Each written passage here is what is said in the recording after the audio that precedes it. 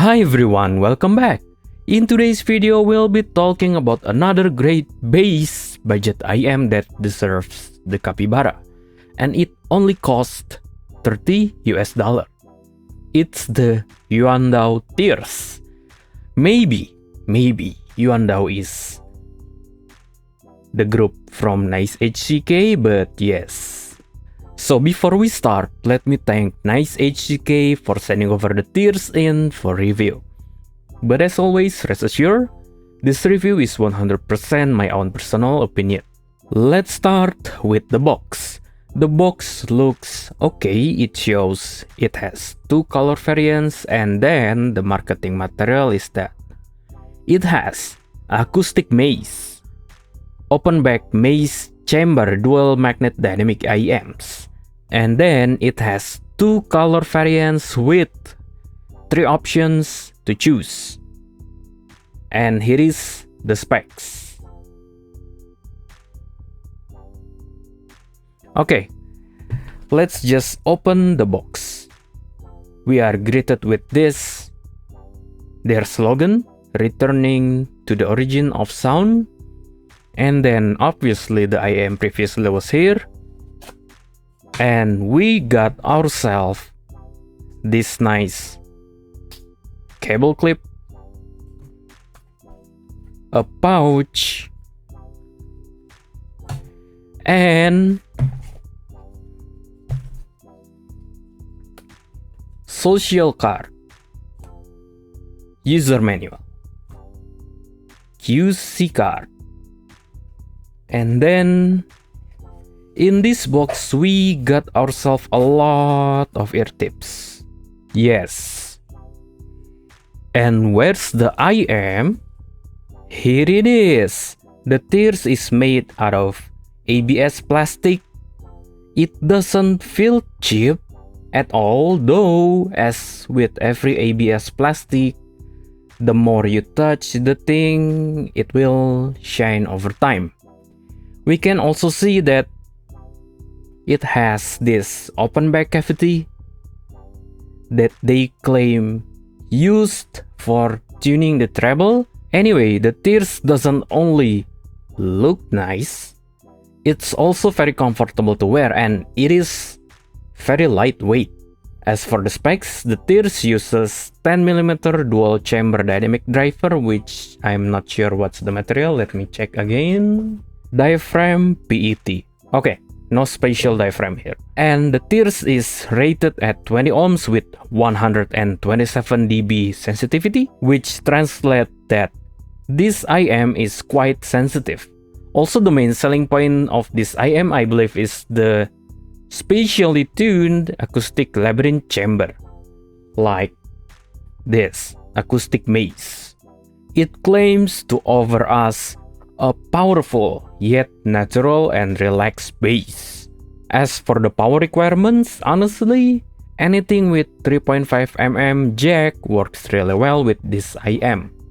Or if you pick the USB-C variant, anything that has USB-C work well with this IM. Also with the USB-C variant, I believe Nice HCK offers an app to customize the EQ. So yeah, without further ado, let's just talk about the sound. The setup I use, obviously the Tears itself with stock ear tips, Poco M6 Pro, and I plugged this also to my audio interface, the Minifuse. And my impression with the Tears is that, again, I don't know for how many times I said in a row for a review that the bass, every single one of IM that comes recently has a very nice bass for some reason. Like, it's rounded, forward, but at the same time it feels natural to listen to.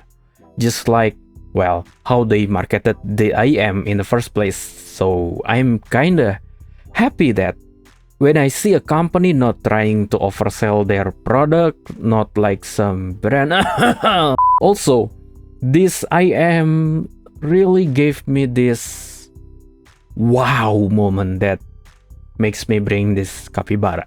On Wuthering Waifus OST, Chasing Daylight, that song with this I am, and I have the 3.5, so it's passive without any EQ. That song is just with this. Wow. The entire presentation is just 30 USD? Okay. Also, one thing that catches my attention with the sound presentation of this particular IM is that how Tears presents the stage layer. It feels realistic, like it's too realistic for a 30 USD IM. Maybe thanks to the acoustic maze, labyrinth chamber, and open back cavity? I don't know. Overall tonality is just like your typical Harman Target IM with a very nice thumpy bass. Well, I could say this could satisfy a bass head, but the tuning itself is not particularly a bass head tuning. Yeah, if you appreciate a nice bass, a good sounding bass on a budget, this is definitely one alternative to the Kiwi Ears Bell. Let's start from the bass. As I said earlier, it sounds really thumpy, forward, and I love the bass so much. They nailed the bass tuning like for real with those acoustic maze. It's not a gimmick, it actually delivers. And the mid-range, it's mellow, zero shout, and very natural for the price.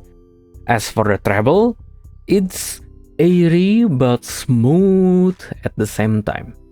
It doesn't have these weird resonances like your typical single dynamic driver IMs usually have.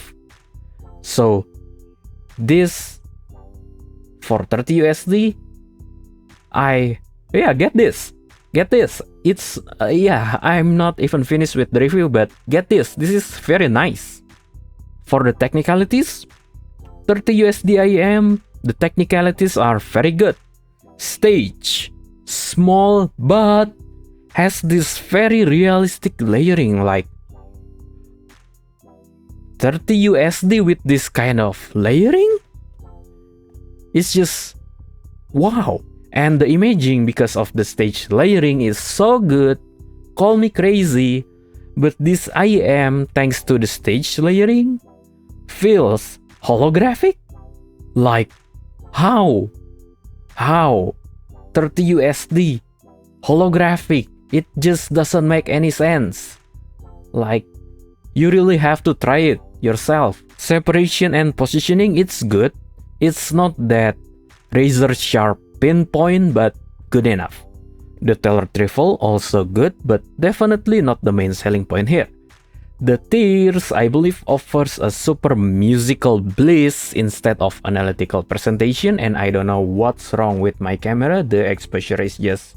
And for the comparison, since I already mentioned Kiwi Ears Bell, I will compare it to that IM. The Bell has similar tuning, but the way it presents sounds kinda differ a bit. The Bell has more rounded bass, while the Tears has more thumpy forward bass.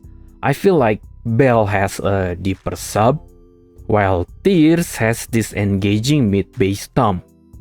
The mid-range of Bell is more forward, while Tears has a more relaxed vocal and instruments presentation. As for the treble, Tears definitely has the edge here. It sounds more natural, simply just more natural than the Bell.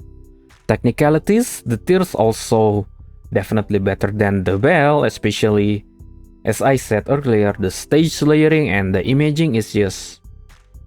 It's 30 USD with that, it's wow. So the conclusion of this review, just get this. I don't know if you want a good sounding bass or whatever, just get this. This is like...